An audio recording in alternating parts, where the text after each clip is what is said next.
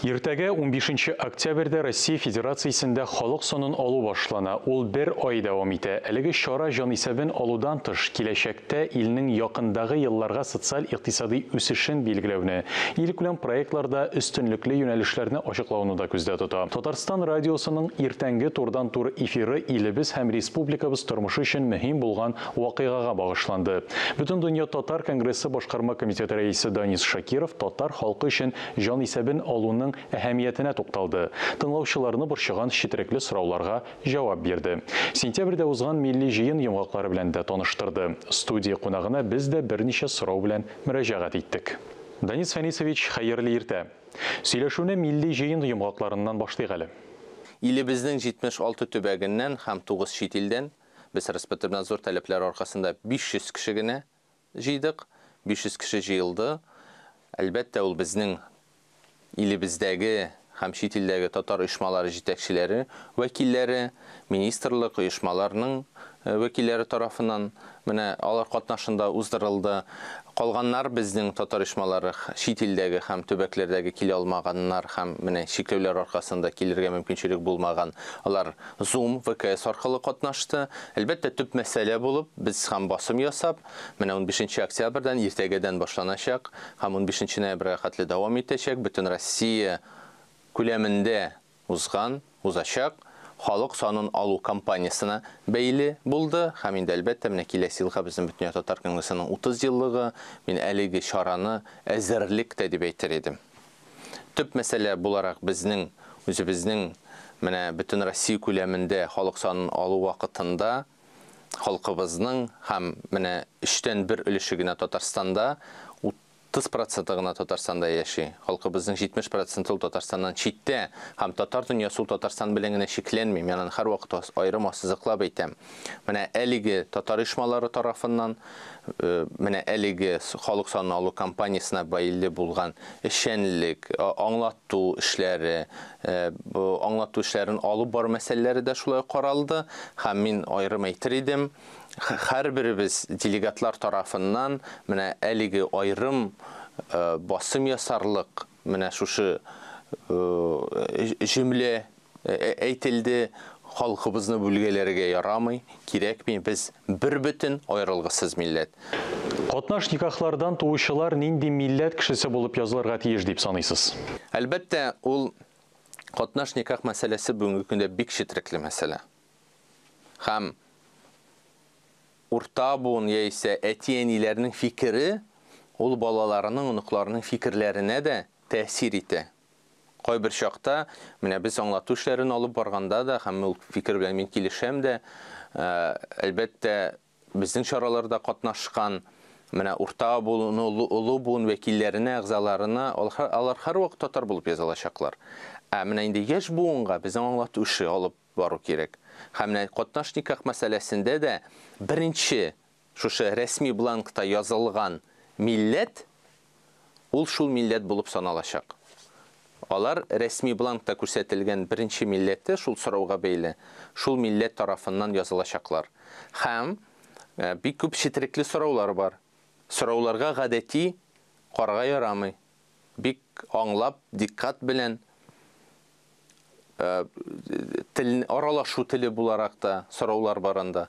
Менә әлеге сорауларга бик игътибар белән карап җавап бирүгезне сорар идем. Дөньяда татар яшәмәгән ил юк диярлек. Конгресс аларның барысында барлап исәпкә алып торамы? Бөтен дөнья татар конгрессының бүгенге көндә 45 чит илдә 200-гә якын татар оешмасы эшләп килә. Һәм инде әлбәттә менә Бөтен Россия халык санын алу вакытында да алар тарафыннан теләктәшлек белдерелә бу мәсьәләгә.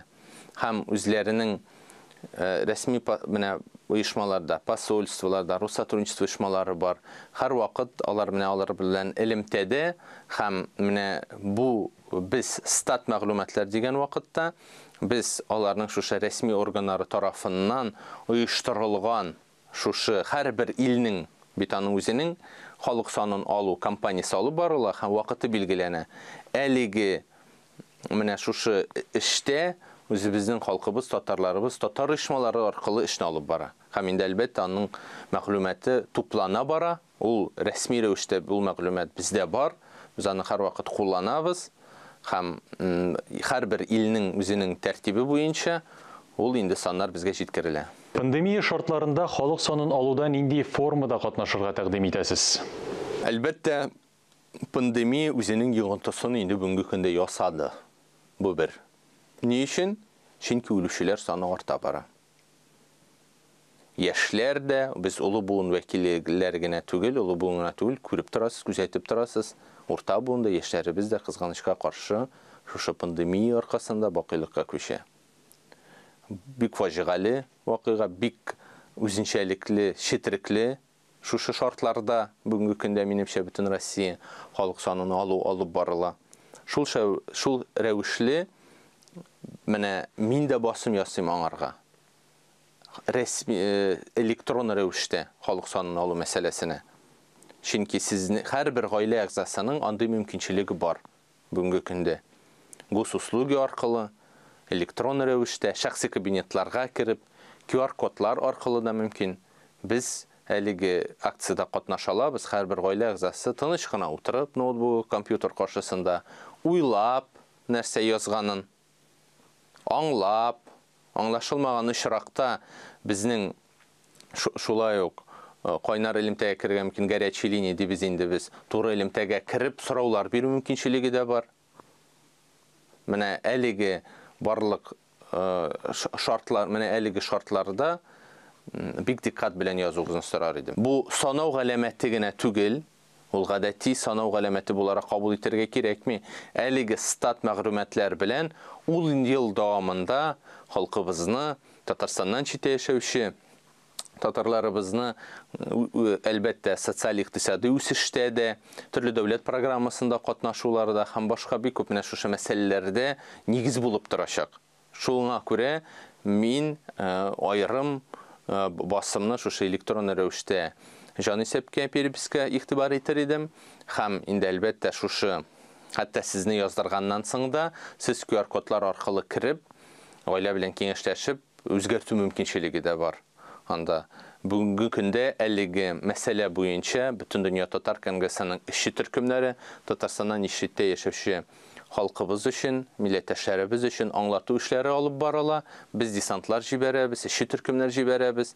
Алар аңлату эшләрендә инде әлбәттә шушы эшче төркемнәргә бөтен дөнья татар конгрессы хезмәткәрләре, татар интеллигенциясе вәкилләре, Татарстан Республикасының язучылар берлеге әгъзалары, язучылар, галимнәр, төбәк тарихын өйрәнүчеләр, мәгариф хезмәткәрләр, дин әһелләре менә барысы да алар инде барып, аңлату эшләрен алып барып, һәм мин бу мәсьәләне һәм бөтен татар конгрессының әлеге эшчәнлеген әлбәттә җанисәп белән генә дә бәйләмәс идем. Чөнки безнең эшчәнлек ул һәр даими рәвештә, көндәлек рәвештә алып барыла һәм Татарстанга булган менә татар дөньясы Татарстан белән генә чикләнмәй, безнең татар оешмалары җитәкчеләре, вәкилләренең карашлары алар Татарстанга, Казанга төбәлгән.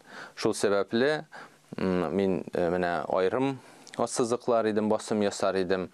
Без 1010 елдагы булган җанисәптәге булган саннарны без саклап калып, үстерү әлбәттә инде төрле факторлар бу мәсьәләгә, туучылар, үлүчеләр саны да, илнең сәяси-икътисади мәсьәләсе дә, эмиграция һәм иммиграция мәсьәләсе дә, төрле факторлар бу мәсьәләдә уйный.